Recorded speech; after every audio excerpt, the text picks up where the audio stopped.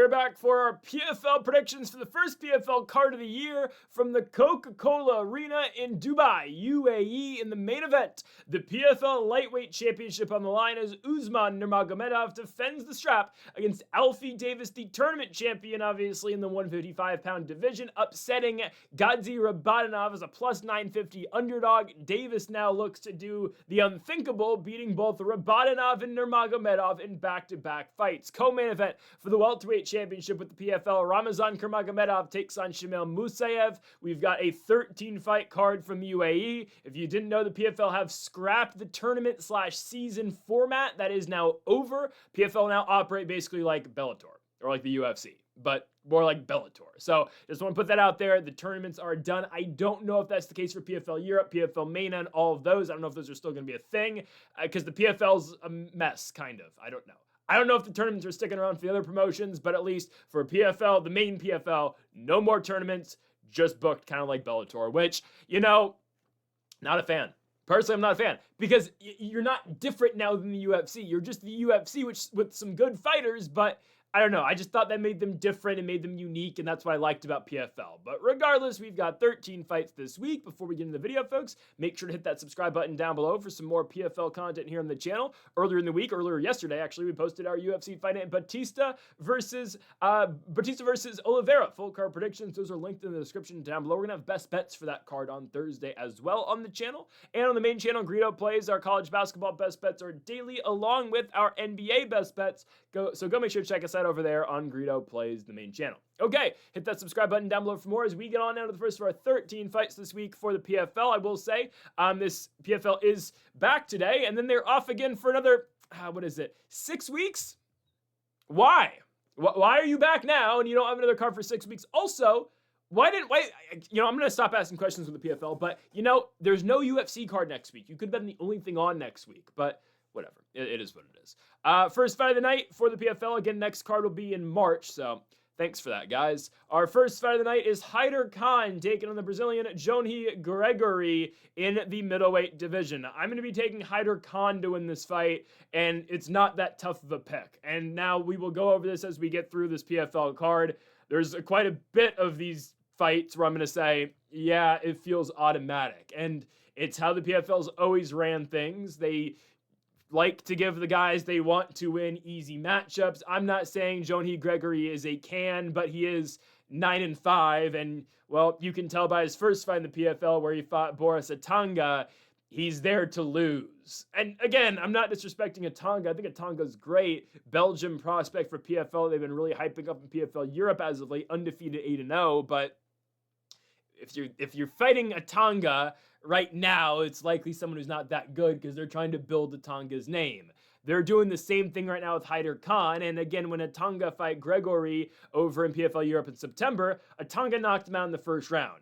Hyder Khan is 2-0 in the PFL, beat Mustafa Neda in his first fight with the PFL. Neda got injured in that fight as it was a kick to Hyder Khan kicked Neda's arm, and he had a forearm injury from it. I don't know if it was official broken arm or whatnot, but Neda was supposed to win the fight, but Khan gets the victory, obviously, because Neda can no longer fight after that. He was a big PFL MENA guy, was Neda when they first started that promotion. Anyways, Khan's second fight in PFL, he wins. He beats Sean McCormick by unanimous decision. He's a huge favorite, but he misses weight for a catchweight 190. He misses weight. He's 4 over, weighs in at technically 3 over, weighs in at 194 for a 190-pound fight.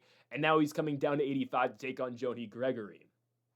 Okay, I'm going to go Hyder Khan. It should be the surprise of absolutely nobody. Khan's 10-1 professionally. One loss, comes back in 2022 in Full Combat Contender, losing by TKO in the third round to Mick Stanton. Gregory, again, has lost multiple fights. Whenever we've seen him fight a somewhat high-level guy, he loses, or at least PFL prospect / UFC prospect level fighter. Again, the Tonga loss. He's got a loss back in shoot, though, in 2024 to a now UFC fighter in Damian Pinas, who is going to be fighting Wes Schultz later this month, actually, in the UFC. And Gregory also lost to Claudio Ribeiro back in 2019. So whenever he fights somewhat, high-level fighters, he loses, and he gets knocked out by all these guys as well. Knockout loss to Ribeiro, knockout loss to Pinas, knockout loss to Atanga as well. He's got 4 of them in all, and yeah, every single fight he's lost with the exception of one has been by KO. think Hyder Khan probably puts him away. From what I've watched, Hyder Khan, doesn't swing with the most power, but he can put you down. Again, we haven't seen it recently. Again, the Neta victory, he wasn't looking to obviously break his arm with that kick, but I guess it worked. Also, Gregory, for the most part, has fought 205 in his career, if I'm not mistaken. Or at least recently he's been fighting 205. I think that was probably just to take the Atanga fight on short notice. Back down to 85 for this fight. Doesn't matter all that much. No, again, Gregory is being thrown out to the wolves in this fight. And again, most PFL fights, at least on their undercards, you can kind of tell who's supposed to win the fights. I will say there's going to be no odds on any of these fights because PFL odds for some reason now, don't come out until like the day before the fight. So I don't have odds for any of these. I would expect, though, Khan to be a pretty sizable favorite. And I do expect him to beat Johnny Gregory by first round knockout. Gregory's kind of just being thrown in here to lose. So give me Khan by first round knockout to open up the night. We move on now to our second fight. Let's go to the light heavyweight division. It is the PFL debut of Khabib Nabiev. As he's taking on Ahmed Sami, we have Dagestan versus Egypt in this one. Nabiev, I believe, is like, I know he's a Dagestani. I'm pretty sure he is part of, I'm like 95% sure, 99% sure. He is part of the Khabib camp over in Dagestan, Russia, and he's taking on Ahmed Sami. I don't think he's related. I don't believe Nabiev is related. But regardless, the Dagestani Nabiev is taking on Ahmed Sami. I don't want to be anticlimactic here, and I know Sami is 1-0 in the PFL. They victory over 13-8 Tariq Sulman, but guys, a Dagestani making his PFL debut, where also there's another Dagestani in the main event, Usman Nurmagomedov. I wonder who's going to win. That's all I'll say. That's all I'm gonna say. This should be a pretty easy victory for the Dagestani. We've seen Ahmed Sami before in PFL. Won his first fight in the promotion. Actually missed weight for a 199 catch weight fight and weighed in at 190. Okay, weighed in at 199.6. They say he missed on that. Okay. He beats Tariq Sulman, who is 13-9. Am I moved? No. Sami had fought Yusri Belgrui, babyface assassin. Obviously Pereira's guy now in Danbury, Connecticut. Sami had fought him in the regional scene prior to getting that shot in the PFL, lost by unanimous decision, but obviously Yusri, now a UFC fighter. Amir Fazli beat Ahmed Sami back in the day in UAE Warriors. Fazli's been around, obviously, PFL MENA for a little bit. Lost to Babardine Diani in his last fight last year in PFL MENA. Regardless, we can kind of tell who's going to win this fight. It's going to be Khabib Nabiev. Nabiev, 11-0 as a professional, right, is from the Nurmagomedov camp over in Dagestan, Russia. He has fought in UAE Warriors and Eagle FC, and again, he is a perfect 11-0. He's got 5 victories by submission, 4 victories by TKO/doctor stoppage on the ground. This is more so, how does Khabib Nabiev win this fight rather than does he win this fight? Again, we don't have odds to go off of here, but at least we can look at Tapology picks. This is on at least Tapology. The biggest favorite on this card is Nabiev is a 99% favorite in terms of, 99% of Tapology voters are picking Khabib Nabiev compared to 1% are taking Ahmed Sami. I wonder why. Nabiev should have his way in this one. I do expect an immediate takedown. I expect a submission early, and I'm going to be taking Nabiev to win the fight by first round sub. Ahmed Sami, from what I remember, a kind of a short reach, I believe. Yeah, that was the thing that I remember a while ago with him. 6 feet tall to 65-inch reach. If I'm not mistaken, let me take a random guess here. What is Merab's reach? I'm fairly certain, that's what Merab's reach is. What is it? 65 inches? Merab might have a longer reach than that. Merab, 68-inch reach. Yeah, I don't think Sami's arms are that short when I've seen. He does have short arms, but I don't know. That's something. I just want to put that out there. I feel like his arms aren't that short. I've seen Ahmed Sami fight a couple times. I don't feel like his arms are that short. I don't know. I think that's wrong. Whatever. Anyways, Tapology states that Ahmed Sami's got shorter arms than Merab Dvalishvili and 3 inches shorter arms. I don't believe that to be the case, but if it is what it is. It doesn't matter. He could have John Jones reach in this fight, he'd still lose, okay? Nabiev will take him down immediately. The bell will ring. He'll, shoot him for a takedown, and it'll be over. Again, Nabiev 11-0 professionally. I don't think Sami's anything special that he hasn't seen before. Should be a quick takedown and a submission. This is a statement victory for Nabiev, as the PFL is really catered, obviously, like the UFC too, to Dagestani guys. But there's a lot of just up and coming Dagestanis from that Nurmagomedov camp that are just fighting in the PFL, and Khabib Nabiev is another one of those guys. So give me Nabiev to win this fight by first round sub. His name's literally Khabib. Yeah, you have to win by first round submission. Nabiev picks up his first win in the PFL over Ahmed Sami. On to our third fight of the night. Denise Kielholtz thought she was going to be fighting Dakota Ditcheva. Instead, you get Antonia Silvaneide. Okay, I mean, that's a fine how do you do for Kielholtz. Now, was she going to beat Dakota Ditcheva? No. Okay, guys, I'm starting to believe Dakota Ditcheva is the best flyweight in the world. Obviously, the women's weight classes. I do think she is. Guys, I believe Natalia Silva. I know her fight was not impressive against Rose Namajunas. You can really make the case Rose won, but I wasn't complaining. We need to get Shevchenko's old ass out of the title picture, just out of being the champion. I'm sick of watching her lay on people for 25 minutes, and I think Natalia Silva is going to beat Shevchenko. But anyways, right, I'm no longer convinced Natalia Silva is better than Dakota Ditcheva. I believe she's the best flyweight in the world right now. And if I'm the PFL, and I know, again, she's injured, so she can't fight here, but if I'm the PFL, I am marketing that to hell. I am not letting people forget who Dakota Ditcheva is. Like, we need Kayla Harrison level of hype on Ditcheva. She already has hype around here, but PFL really needs to start marketing. This is the best flyweight in the world, and they re-signed her. I don't know why she didn't go to the UFC. That was shocking to me. But she is back with PFL for, what, 5 more fights at the very least? Anyways, Kielholtz was supposed to beat Ditcheva's original opponent, which, like, sure. Kielholtz is 8-5 as a pro, is on a 2-fight winning streak, beating Paula Cristina and Sumiko Inaba, who Sumiko Inaba just fought Dakota Ditcheva, which, why do they do that? I don't know. Inaba's going to fight Ariane Lipski, oddly enough, in Pittsburgh for the PFL in about a month and a half. But Kielholtz now gets Antonia Silvaneide as a replacement here. Silvaneide, training out of Brazil, has won 5 consecutive fights, hasn't fought the highest level of opponent. I think she fought like the same fighter twice in this most recent stretch, which is odd. I think Kielholtz should win. I really believe so. You know, from what I've seen out of Silvaneide, striking game is going to look to stand with you the entire time. I mean, that's what Kielholtz does. I mean, that's Kielholtz's world on the feet. Like, don't forget, guys, Denise Kielholtz should have won the Bellator championship. It was a bad fight against Juliana Velasquez. I still think Kielholtz probably should have won that fight. Like, I've gone back and rewatched Kielholtz Velasquez. I don't recommend you doing that. Kielholtz should have won that one. I remember at the time I thought Kielholtz won, and I still think Kielholtz wins that fight. And then she ran into Kana Watanabe, and Watanabe subbed her. She then lost to Lara Joanne in a bad split decision. And again, it was just the fight shouldn't have been that competitive, but she lost. And then back-to-back wins going into this fight against the Silvaneide, who is coming off a Levels Fight League championship win over Benita Van Rouge, who I believe was undefeated actually at the time from the Netherlands. But again, it's his Levels Fight League.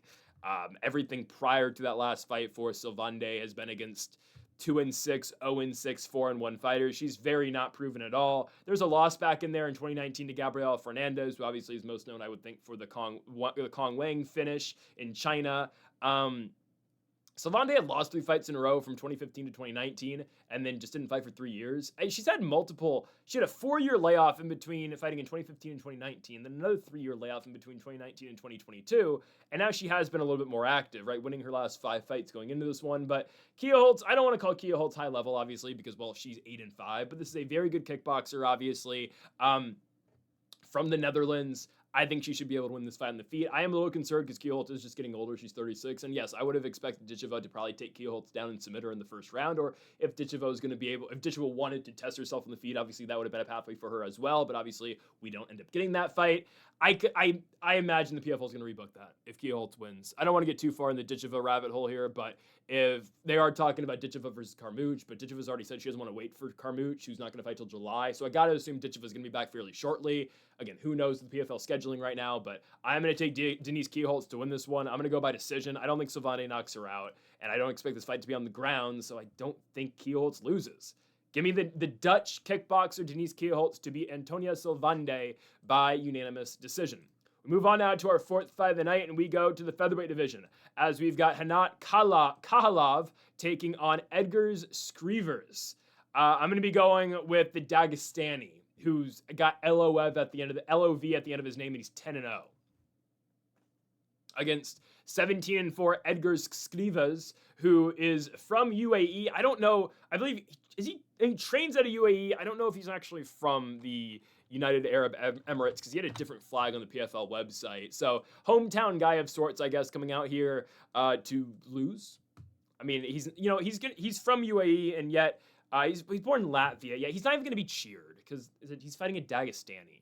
I'm not completely sure if Khavalov is part of the Habib camp or not, but you're from Dagestan. Yeah, you're probably gonna keep winning. Now, again, Khavalov was dominant in his first 2 PFL fights, beat Cleaver Fernandez by unanimous decision, TKO'd Wilson Nidroni by first round knockout in his last fight in August of 2025. I mean, he's been a minus 1,000 and minus 2,000 favorite in his first 2 fights so far in the PFL. This is a former Eagle FC guy. I believe he is Khabib camp, from what I remember. I think he is.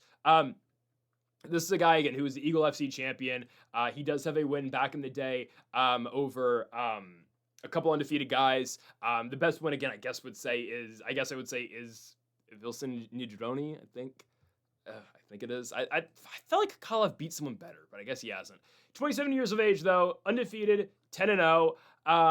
I would expect domination here. Skrivers, again, Latvian, but out trains in UAE. It's a clash of styles, which is a little bit interesting. Even though Khavalov's striking has gotten a lot better. Again, the Nidroni fight, he does knock him out. And again, that was we kind of knew who was going to win that fight, but it is what it is. Skrivers is a straight kickboxer. He's a karate combat guy. He's had a lot of fights over in that promotion. Used to fight a lot of MMA, obviously, before now going straight kickboxing route. Had a shot against Magomedov. It was non-title, but fought Magomedov back in ACB back in 2018. I believe at the time, Skrivers, was 14-1 at the time. Got to fight 16-3 at the time, fought 14-1 Magomedov, lost by decision, fought Song Yadong as well back in 2017, ended up losing that fight to Song Yadong, who Song at the time was 9-5 as a pro. But Skrivers, again, has done most of his work recently in karate combat. He won his first couple of fights in karate combat. He was the lightweight champion over there before losing 3 consecutive fights. He lost the championship, I think. And then, he lost the championship to Luis Rocha, and then has now lost back-to-back fights in karate combat since losing his belt at 140 pounds or 155 pounds. Yikes. He has won a recent MMA fight last year. He beat Roberts Skunis by second-round submission. He fought a guy who was 7-12-1. Don't know if I like that. Kickboxer versus a Dagestani wrestler. I wonder what's going to happen. Now, Skrivers, again, has fought quite a bit of MMA. Obviously, he has a, MMA background. He knows how to grapple, at least of sorts. Obviously, this guy's been very around mixed martial arts. He's had 21 pro fights. I expect this to be a 30-27 domination or a TKO on the ground. I'm going to go TKO for Khavalov, excuse me. I'm going to go Khavalov to win this fight by second round TKO. I just don't think this, karate combat guy in Skrivers is going to have much success as the fight goes on. It's one thing to be an MMA fighter, obviously, and have all these fights of experience, but you've been really away from the sport. You've had one fight in the last 3 years, 4 years, because you've been fighting karate combat. Yeah, this isn't karate now. Get ready to wrestle.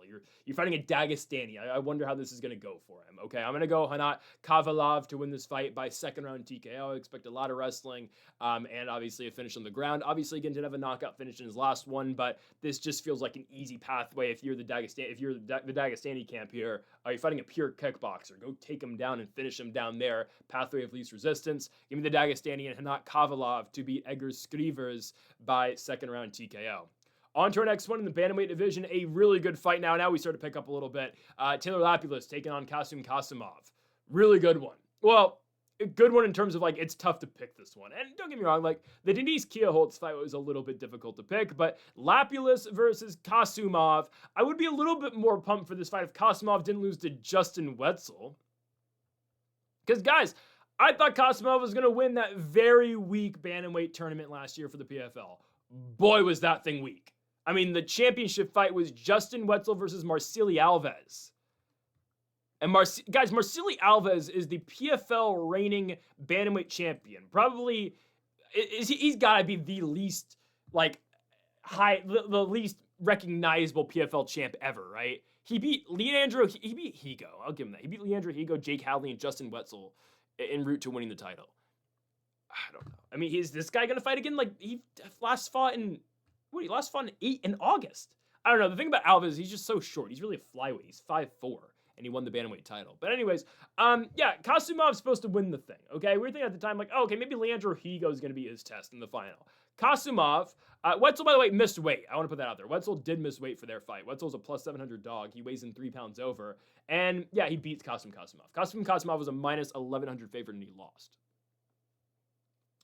And now you're going up in competition. He's not beating Taylor Lapilus, man. Taylor Lapilus should win this one fairly easily. Guys, Lapilus has always been really good. It's just he's not entertaining. It's that simple.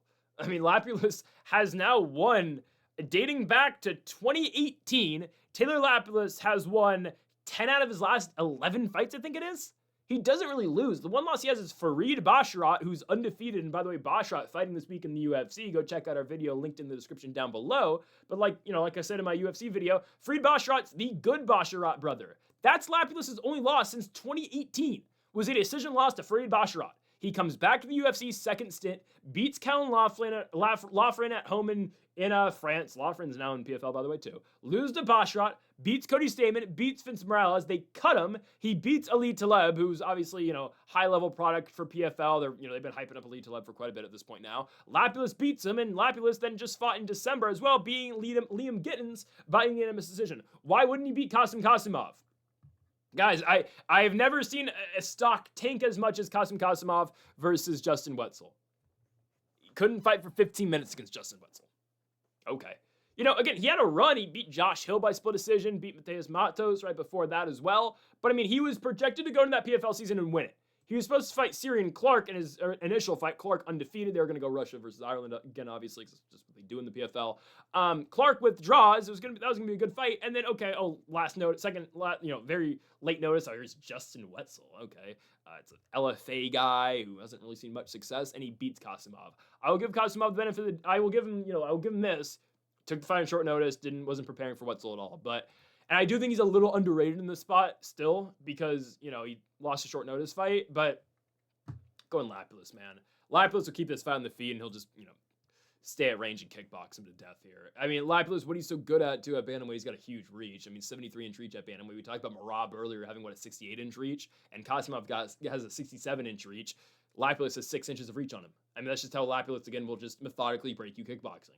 And I think Lapilus has won this fight by decision. I think he keeps it at his range. He keeps this fight as his fight. And I'm going to go with the French fighter here and Taylor Lapilus to win by unanimous decision over Kasumov. On now to our next fight, and we move to the light heavyweight division as Luke Traynor taking on Rob Wilkinson. I think the biggest storyline here is Rob Wilkinson just washed now? Maybe. Luke Traynor on a 4-fight winning streak, has not fought in 16 months, I think it is now, but a really good fight, honestly, in the light heavyweight division, buried on the prelims. Luke Traynor 9-1 as a pro, Rob Wilkinson 19-4, former PFL world champion at 205 pounds, gets suspended during the 2023 season. He beats Thiago Santos, but via decision, gets popped for steroids like the entire PFL roster did that year. Impa Kasanganay eventually wins the belt. Wilkinson comes back in 2024. He goes to the playoffs, loses to Duvazan Yagashita-Mirdov, who ends up being the champion at 205 that year because he knocked out Impa in the championship fight. Wilkinson comes back in 2025, single elimination tournament, loses in the first round to Phil Davis. Phil Davis drops him. Phil Davis wins. At 41 years old, Davis beats Wilkinson before Phil Davis lost to Sullivan Cauley in the semifinal fight. I feel like everything went wrong for the PFL last year. They ended up with Shoeface winning the belt again, which that's fine, but he beat Sullivan Cauley for the belt.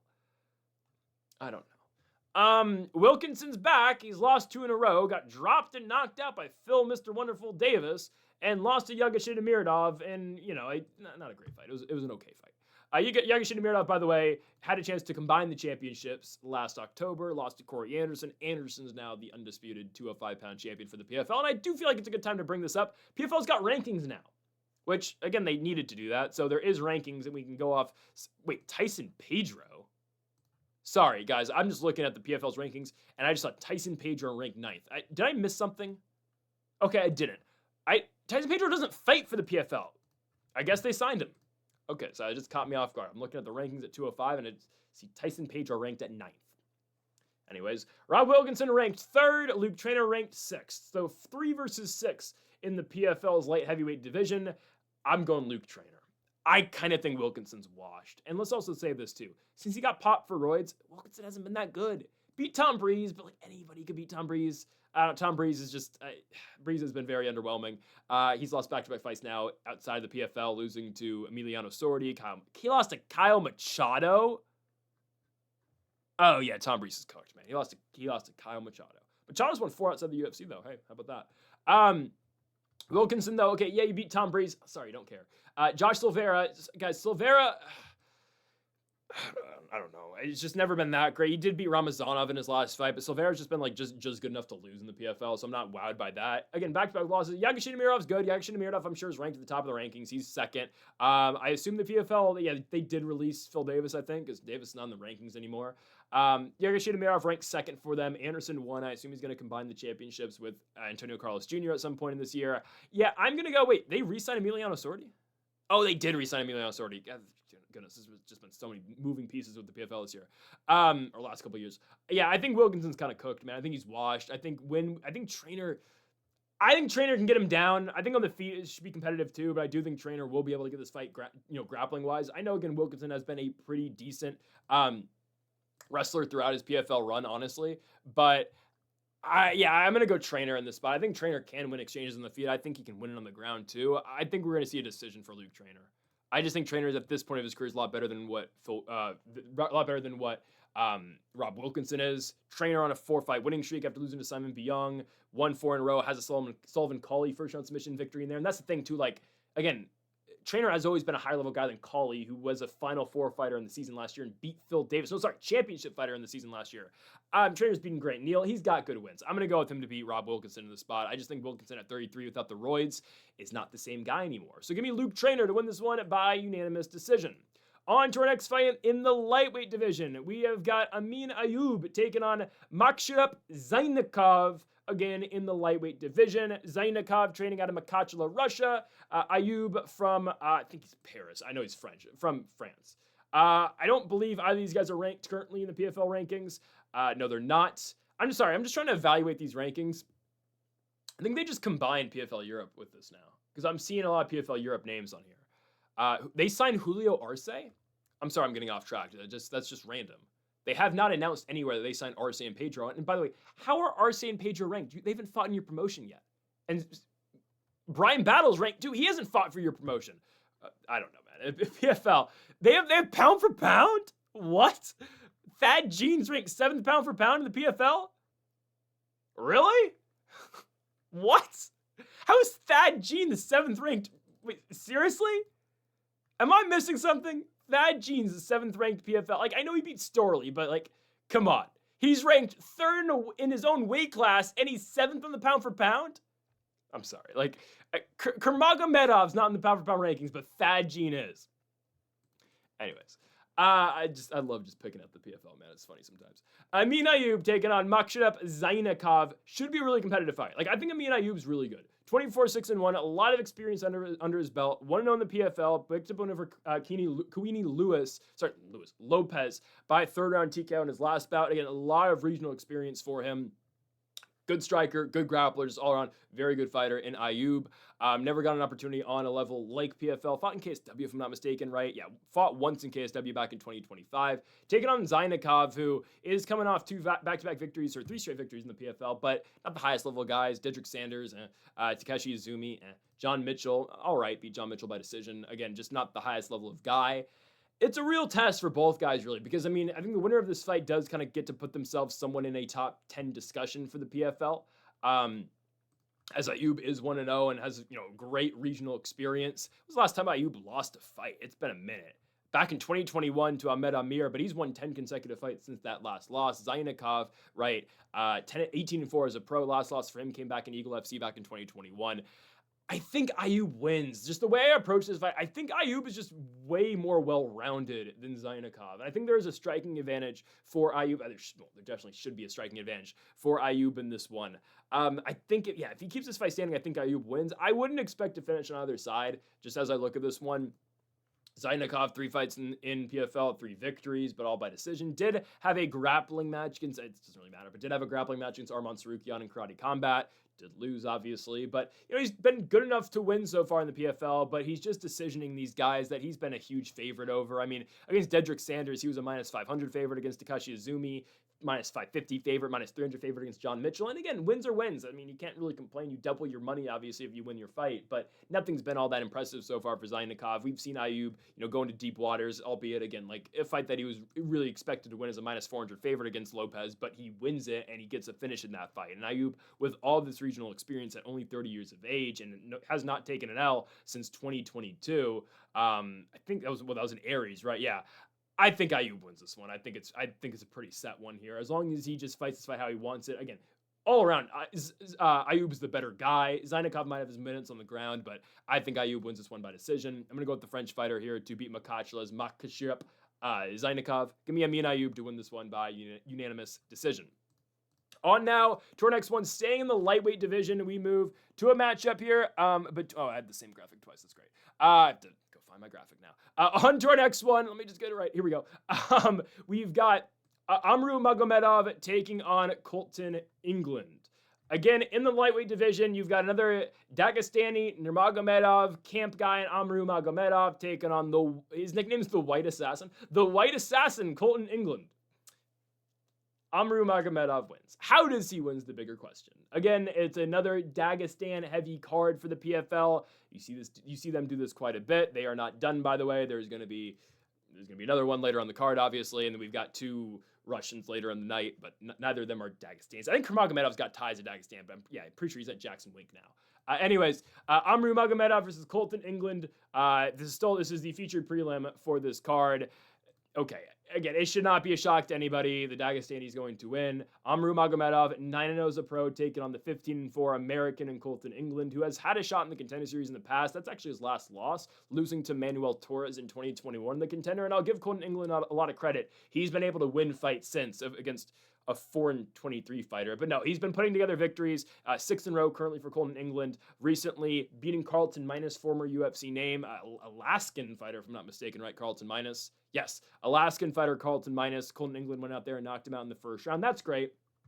That's awesome. But you're going from fighting Carlton Minus to a Dagestani 9-0 undefeated Nurmagomedov camp guy who is the reigning UAE Warriors champion. Yeah, have fun with that. Have fun with that. This is likely a first round finish. A lot of Nurmagomedov's fights end in the first round, as 5 out of his last 6 fights have ended in first round finishes.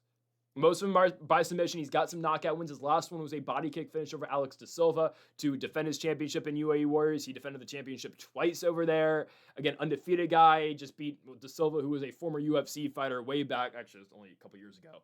And Alex De Silva, who has a win in the UFC over Kazula Vargas. Nurmagomedov's been dominant. And for Colton Englund, good luck is what I can say. Guys, this should be quick. Nurmagomedov gets the takedown. He gets a submission really quickly. Yes, again, England's put together 6 consecutive wins after losing to Manuel Torres on the Contender. That's awesome. You're just not going to see this level of competition in Fury, and that's where England's been fighting recently. Again, good on him for building himself back up to this moment to get a shot in the PFL against, an undefeated, highly touted guy that the PFL wants to obviously be successful. But I just don't know if he has an answer for this. I mean, I imagine, we don't have odds yet, but I got to imagine that Nurmagomedov is going to be at least a minus 1,000 favorite in this fight. It's a Dagestani fighter in the Khabib camp who hasn't lost yet. And, it's not like this is just an unknown, Nurmagomedov, camp fighter. It's not an unknown Dagestani who hasn't won anything on the regional scene. Like Khabib Nabiev earlier on this card, these guys are winning in UAE Warriors. And the difference between Khabib Nabiev and Nurmagomedov is that Magomedov's a reigning UAE Warriors champ who's won 3 consecutive title fights up until this point. Like, he is more than proven. I'm surprised the UFC didn't pull the trigger on Magomedov. Honestly, I feel like the UFC's been a little hesitant to bring in the Dagestanis recently. Because, obviously they're not very high on Umar. I don't know. Just because UAE Warriors is on Fight Pass. I believe, is it still on Fight Pass? Yeah, it's still on Fight Pass. I don't know why. I don't know. I'm surprised they didn't take a shot on Magomedov, and I'm surprised they let him go to PFL. Well, UFC has been poaching a lot of PFL Dagestani talent over the years too, so we shall see. I'm gonna go Nurmagomedov to submit Colton Englund in the first round. I don't think this one's all that competitive. Takedown, submission, fight over. There you go. Again, there's a lot of these on this card, and there's another one coming up. As here it is, the Lazy King takes on Kenley St. Louis. This is not gonna last very long, I don't think. Well, here's the thing though, Lazy King, he's been good and he wins. St. Lazy King hasn't been that impressive. Where it's oh wow, quick finish for Lazy King. Last couple of fights have just been okay. I will say they're giving Lazy King tough opponents, and being an Aries guy, we've never really known how good Lazy King is, and that's why I always assumed he was going to end up in the UFC, with Aries being a Fight Pass promotion. That's where I first found Lazy King. It's a true story. I first learned of Lazy King. This is going to sound great. So I first learned of Lazy King sitting in my junior year high school history class, and I was bored one day in class, and I'm sitting there. And I'm on Fight Pass. I'm watching old fights. And I'm sitting there. I'm like, oh, Aries is live right now? I'm like, oh, okay. So I'm not joking. I tuned into Aries live in class, and I started watching Lazy King, and he won the fight. He won by knee bar in the 5th round, but he was, winning for the most part. It was a fight that he's heavily favored to win. But yeah, that's how I first knew of Lazy King. Like, I'd heard his name before, but I never, sat down and watched his fights. So I was sitting on Fight Pass in history class one day. We were learning about something that didn't really matter, with all due respect. And yeah, I was sitting there and I was watching Lazy King in class my junior year of high school. And I've been very, we've obviously watched and tracked him since, undefeated so far in the PFL, 3-0, beat Brad Wheeler. The Jack Grant fight, was that too competitive, man? I mean, he wins, but more competitive than it should have been. And I remember watching that fight as well in class. Once I got to college. Wow. Well, honestly, a lot of PFL Europes I've just watched in class over the years. But anyways, Lazy King beat Jack Grant. I remember walking home from my class back to my dorm room for that, watching that fight. I'm like, yeah, why isn't Lazy King just dominating? And, Jack Grant has been okay since, nothing crazy. And close fight, Lazy King wins. I'm not mad at the decision. He should have won. And then the Laureano Staropoli fight, he wins, but doesn't destroy him. Now, he was supposed to fight Magomedov on this card, and that was supposed to be great. That's a real test for Lazy King. Umlatov, really good, obviously. Former PFL title challenger, undefeated at one point before, obviously, losing to Shamil Musaev for the belt in 2024. More on Musaev later. Umlatov drops out of the fight, so now we get Lazy King versus Kenley St. Louis. Kenley St. Louis lost his last fight to Chris Mixon. He was a minus 325 favorite. It was kind of a setup fight for him against a fighter who had 7 pro fights, and Kenley St. Louis lost in the first round. Beat Mukhmed Berkamov in PFL, which is huge. Berkamov was coming off the Thad Gene loss, but, was expected to beat St. Louis. St. Louis went out there and subbed him in the 3rd round, but I don't think he's really going to have much for Lazy King in this spot. Kenley St. Louis never been subbed before. He has been knocked out 3 times. Lazy King hasn't gotten an actual standing knockout since I don't even know how long at this point. He just doesn't really do that. He is a submission first guy. Obviously, yes, you will see him strike once he gets down to the ground. Guys, the way things have been going for Lazy King in PFL, I don't think he gets a finish. It's a short notice fight for both guys, honestly, again, because Lazy King was supposed to get Umlatov, and I don't know where I was going to go in that one. I was still probably going to side with Lazy King barely, but I wasn't confident, because Umlatov, again, good defensive wrestler. He's got decent boxing. I was a little concerned for Lazy King there, and I think they should probably remake that fight. This one's a much easier one. Obviously, Lazy King's going to be like a minus 1,000 favorite against a guy who's 35 and St. Louis is coming off a TKO loss. But, again, I'm yet to see Aries FC Lazy King so far in the PFL. He's looked good, but not great. I'm going to take him to beat Kenley St. Louis by decision. I hope I'm wrong, and I hope Lazy King's the first guy to submit St. Louis in an octagon or in a smart cage, whatever. We shall see. But I'm going to go Lazy King to win, obviously. I'm going to go decision, though. I got to see him get another finish in the PFL before I can bank on that. Lazy King by decision quite easily. On to our next fight in the featherweight division. The former PFL featherweight champion, Jesus Pinedo, takes on Salamat Isbulaev. Thank you. Salamat Isbulaev takes on Jesus Pinedo. Big time fight. Pinedo obviously fairly highly ranked at featherweight for the PFL, as he's the number 3 ranked contender behind the champion, Timur Hizraev, AJ McKee at 2, and then obviously Jesus Pinedo. Or Hizraev, I guess, doesn't... Wait, they don't... Oh, he's just the tournament champion, so he's not... it's just confusing. He's not technically the PFL champion, he's just their tournament champ. But, his last fight, he beat Brendan Loughnane. Is Loughnane not signed to the PFL anymore, too, by the way? He's not in their rankings. This is just so confusing. Because they're the tournament champs, but if you're the tournament champ, you're not technically their, actual champ. So the PFL actually only has 4 champions. Nemkov, Anderson, Venstines, and Usman Nurmagomedov. So welterweight's crowning a champ tonight, obviously, and then featherweight, is Hizraev going to fight McKee or Pinedo? I don't know. And then bantamweight doesn't have a champion. I assume they're going to do, Sergio Perez, Taylor Lapilus, or something. Anyways, here is Big fight between Jesus Pinedo and obviously Salomon Isbulaev. Isbulaev not in the PFL rankings yet, obviously. Pinedo, former champion, got a chance to regain the belt last year, ended up losing to Moved Habulaev. Pinedo was a favorite in that one. Habulaev had looked very shaky going into the championship fight, but Habulaev found a way to win. And wait, Habulaev's no longer with the PFL? Because he's not in their rankings. So the guy who won the championship last year is no longer with the promotion. Oh, that's great. You lost an undefeated 24-0 guy. Yep. Way to go, PFL. I don't think the UFC wants him. Habulaev's not that fun to watch, and he's 35. You're just going to let him walk without anybody beating him? Do a Hizriev versus Habulaev. It's a fight that needs to happen. This promotion, man. Oh, man. I don't know what they're doing half the time. Jesus Pinedo now, though, is going to be fighting Salomon Isbulaev. I think Pinedo should win, okay, guys? I have looked into Salomon Isbulaev, because I'll be honest with you, didn't really know who he was before he got booked. And if you knew who he was, good on you. Like, if you can tell me with a straight face you have watched Salomon Isbulaev fight multiple times prior to this, and you, like, actively, like, you could recall his fights, good on you. Okay, I couldn't before I saw he was booked against Pinedo. I'm not impressed. He's beating guys, and he's beating them easily. Who the hell is he beating? He's fighting an Alash Pride. He just beat a guy who's 17-10, and Tapology flagged the belt for, being an illegitimate, or legitimacy violation. He's beating just a bunch of guys who have never fought before. I saw him fight a guy at Muslim Nurmagomedov. I came across this fight. And Muslim Nurmagomedov was a 5-0 guy going into that fight, and he did not look like a 5-0 fighter. But they fought in Alash Pride, and Nurmagomedov was undefeated. I looked at his record. He had never beaten a guy with the winning record, but he was 5-0. And Isbulaev just runs right through him. And then I come to realize Nurmagomedov was 17 years old during that fight, or just turned 18 years old. What are we doing? I don't want to call this dude a fraud, but I just don't think he's that good. He has not been a good fighter yet. And if he beats Pinedo, sure. But I really think this is a trap if you're going to pick Isbulaev here. He has beaten nobody of note. He is going to look to wrestle. He's going to look to take you down. That's his thing. He's, takedowns and ground and pound, but he hasn't beaten anybody.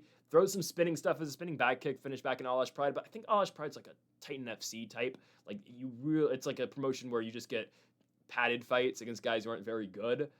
Pinedo should knock this dude's head off. I really believe so. It's not a Dagestani Isbulaev. He's out of Orenburg, Russia. Couldn't tell you where that is. I think, is that close to Kazakhstan? I could be wrong. It is. Wow. Actually, I am actually right. Holy crap. I guess because of their, on the map, it showed their language, and it looked like Kazakhstan. I don't know. Anyways, yeah, this is not a Dagestani. I think, actually, is he from, he's from Kazakhstan. No, he's not. He's from Russia. Yeah, Pinedo's going to knock his head off, okay? Pinedo's an actual fighter. I think this Isbulaev guy's kind of a fraud, so Pinedo first round knockout. It should go this way. I think it's a trap for Isbulaev. He's not beating anybody. This 9-0 is fake, trust me.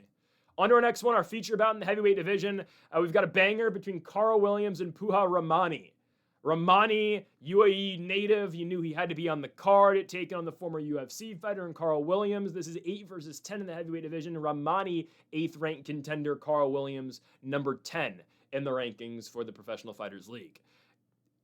As long as Carl Williams doesn't get a takedown, as long as he doesn't just lay on Rahmani should win. Everything I've seen out of Puya Rahmani, actually pretty good. Beats Slim Triblesi in his last fight, knocks him out in the first round. After, prior to that, he had beat him in a grappling competition, and then he knocks him out the fight after. He submitted Hamdi Adelahwab in a grappling fight as well. He was supposed to fight Abraham Babli, the PFL Africa champion now. Fight got canceled back in 2025, but again, gets to make his PFL debut against Slim Triblesi and wins that fight.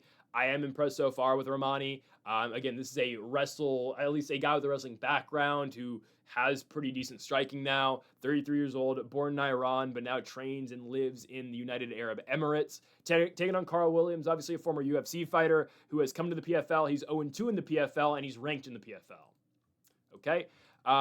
Lost his last UFC fight. Actually, okay, so Carl Williams was 3-0 in the UFC at one point. He had beaten Jimmy Lawson on the Contender Series, then gets his UFC debut against Lucas Brzeski, beats him, beats Chase Sherman, beats Justin Taffa. Basically, what Carl Williams did is what Josh Hokett's doing right now. Actually, no, Josh Hokett's actually really entertaining. Carl Williams just did what Josh Hokett was saying he was going to do and just out-wrestle guys, but Hokett actually looks for finishes and just, mixes it up on the feet. I give a lot of credit to what Josh Hokett is doing.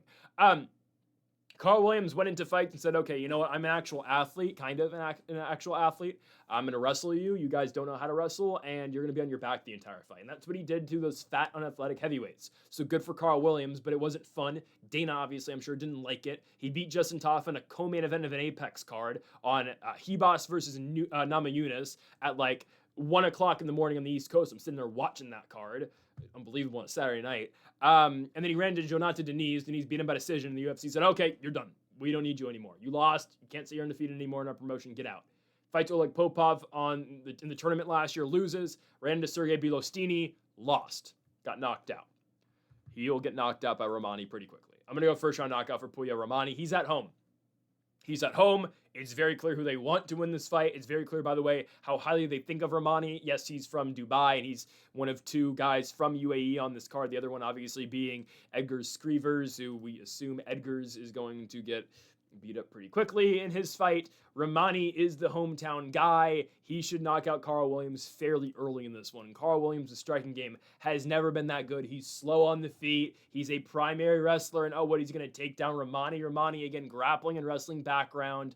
I don't think that's going to be a pathway for Williams at all. This should be a one-sided beatdown for Puya Rahmani, who they're going to continue to try to, methodically work up the rankings, as I think they're going to try to get him a title fight. The fight they should probably do next is Linton Vassell. Linton Vassell's only getting older. He's like 43. It's probably your next fight.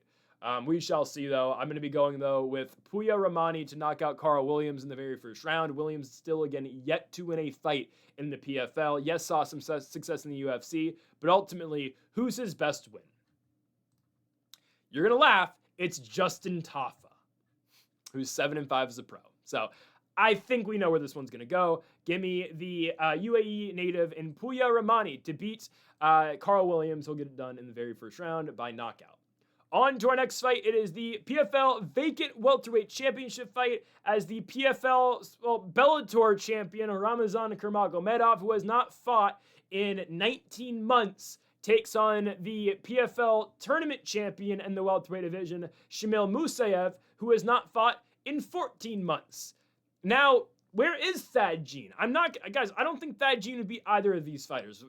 With all due respect, I don't think Thad Gene would be either. I don't think he'd be either Musaev or Kuramagomedov. But isn't this your big star? Isn't this your guy that you've been hyping up who's undefeated, and you're not going to let him fight either of these two? Probably because they don't want him to lose. So you have 2 guys who haven't fought in over a year. Musaev has not fought in 14 months. Kuramagomedov has not fought in 19 months. And now they're fighting for a vacant welterweight championship. Okay, cool. Shamil Musaev has dominated everybody he's fought so far. Kind of came out of nowhere, honestly. Kind of came out of nowhere. Had zero experience in PFL before entering the season in 2024. I think was he a dog against Logan Storley? Yeah, he was an underdog against Logan Storley. He was undefeated, but really didn't know what to make out of him at the time because he hadn't fought really anybody that notable in KSW. He had wins, but it's like, all right. Went in there, beat Logan Storley, knocked him out in the second round. Was that in Storley's hometown too? Was that the one in South Dakota? No, that was in Chicago. Okay. But beats Logan Storley. Then beats Murad Ramazanov, knocks him out in the second round, absolutely puts him out. Then he fights Ramazanov again, because that's how the PFL season worked, is the standings in the point system. So Musaev drew Ramazanov again. He beats Ramazanov again, this time by decision, ends up in the championship fight, fights Magomed Umlatov, knocks out Umlatov in the third round. Yeah, very good striker, Shamil Musaev. He has a good enough grappling and wrestling base to the point where he can stuff your takedowns if you try to get him down. He can work in the clinch effectively. He will make you and force you fight him on the feet to then he'll knock you out because he's just that good of a striker and he's got that good of power on the feet. He'll be taking on Ramazan Kuramagomedov, who's coming off a huge victory over Jason Jackson. Was it an undeserved title fight at the time? 100%. Kuramagomedov, his last fight prior to Jason Jackson was Buddy Wallace. Who's Buddy Wallace? Yeah. He fought Nick Maximov and Uriah Faber's A1 combat recently. Fight ended due to an eye poke for their championship. That's awesome. Anyways, Kuramagomedov had to come off a victory over Buddy Wallace, getting a shot against Jason Jackson. He was an underdog, and he beat Jason Jackson found a way to go out there, really just control that fight against Jason Jackson. It was not all that impressive. I'd assume he's going to try to wrestle Musaev. No, he has to wrestle Musaev. He's got no other option.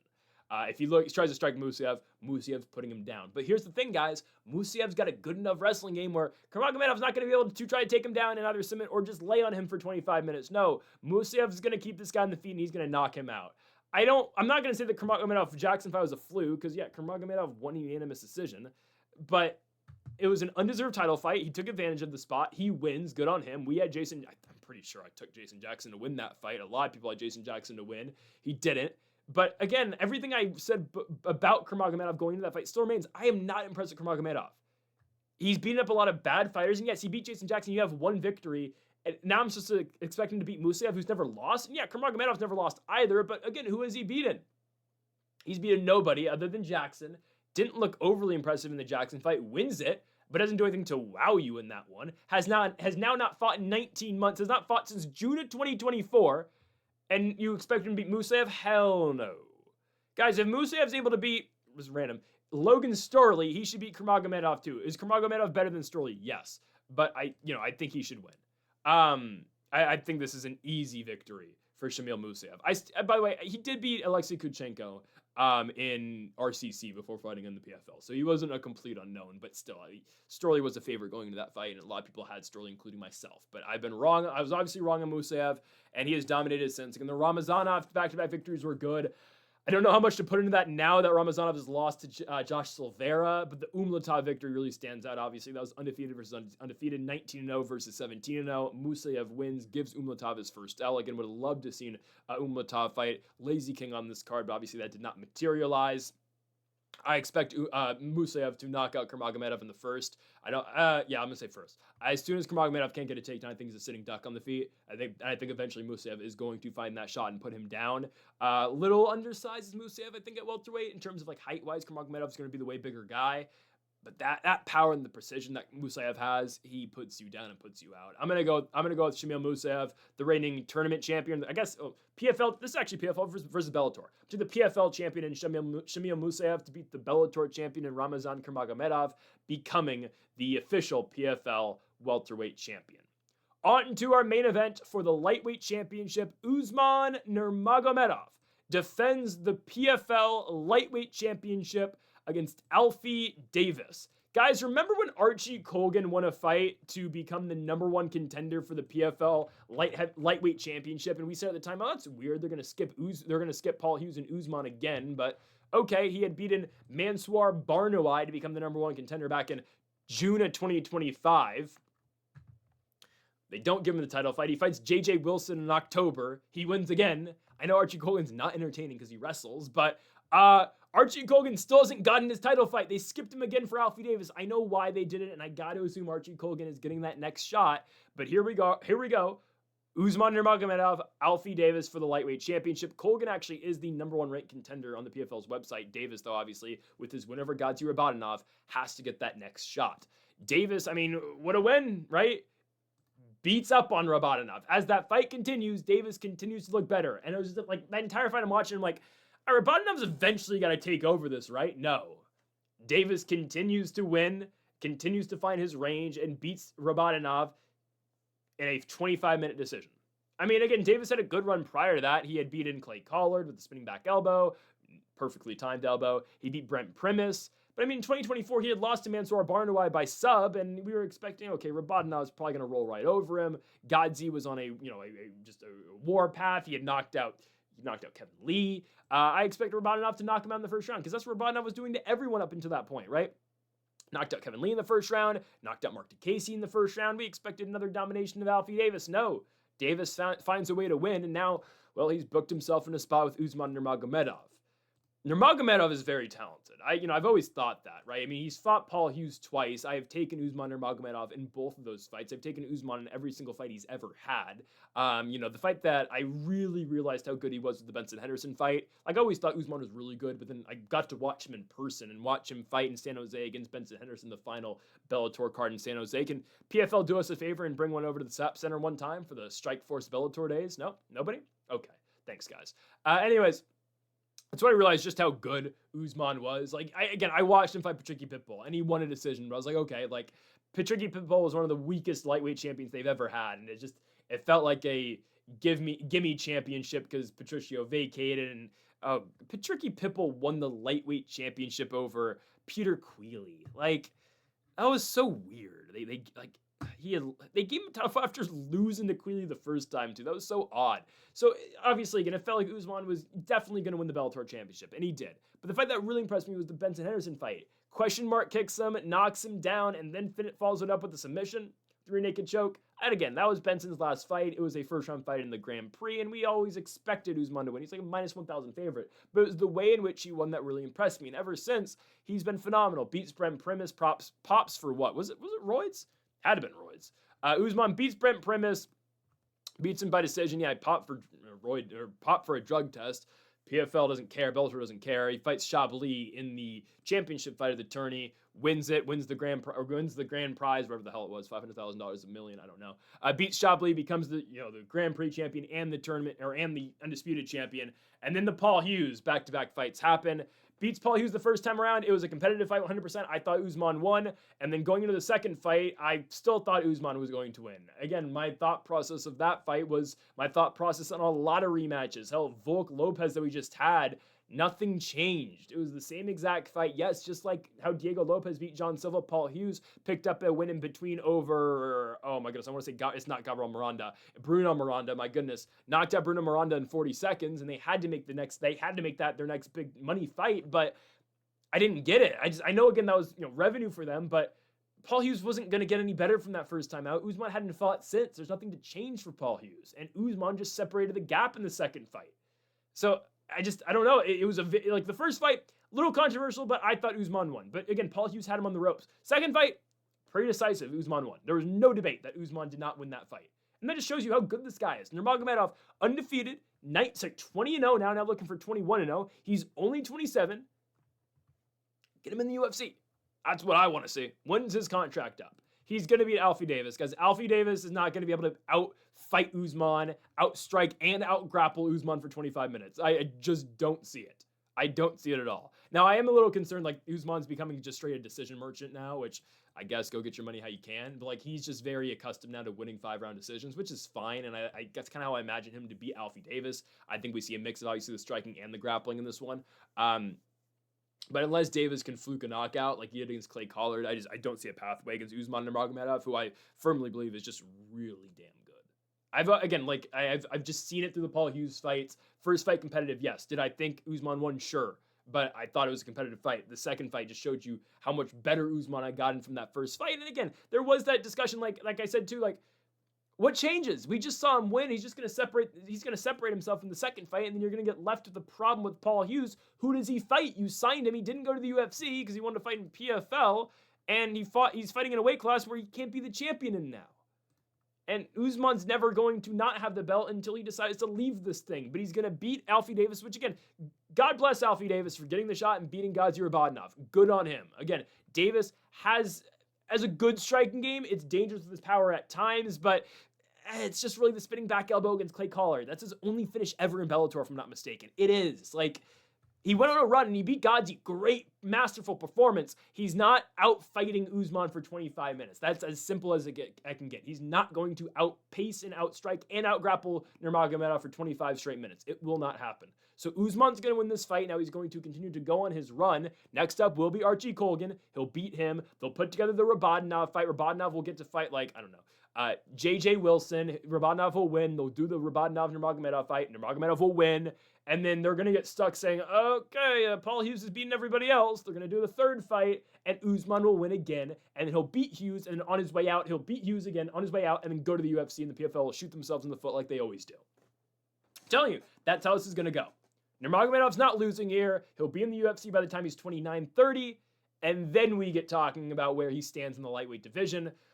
I don't even know who's going to be the champion in 3 years at lightweight, because I expect Ilya will probably still be the champ in 3 years. I hope. That's a fight. Usman versus Ilya in 3 years. I expect Ilya to win that fight, but whatever. Again, we're talking way down the line now. but I imagine that's where Usman's future stands. I think he easily takes care of Alfie Davis. I know I said that about Rahmani, but a little bit different. Usman's a more complete fighter, and Usman, again, is a 25-minute dominant fighter. So Usman Nurmagomedov defends the PFL lightweight championship in the main event, picking up the victory over the British Alfie Davis. Folks, or English Alfie Davis. Anyways, folks, thank y'all for watching our PFL Dubai predictions, again, for the first PFL card here in 2026. If you have not yet, though, make sure to hit that subscribe button down below for more. Make sure to leave a like if you did enjoy the video. Make sure to comment if you disagree with any of the picks. We'll be back for the next PFL card. It's a while, but the next PFL card is in Spain, which, by the way, the PFL is going to Spain before the UFC has, because, of course, they are. But that's going to be coming up March 20th. So we'll be back with the PFL that week. Main event, Costello-Vincennes rematching Fabian Edwards. Now for the middleweight championship in the PFL, AJ McKee fighting Adam Borch on the card. So we'll be back for that in March. Until then, we will still have our UFC predictions and best bets every single week. No UFC next week, which sucks, but we will have best bets later this week on Thursday for that UFC Apex card, obviously, between Mario Bautista and Vinicius Oliveira. So make sure to join us for that, folks. Thank y'all for watching. Make sure to hit that subscribe button down below for more. Make sure to leave a like if you did enjoy the video. Folks, thank y'all for watching. And Mamba forever.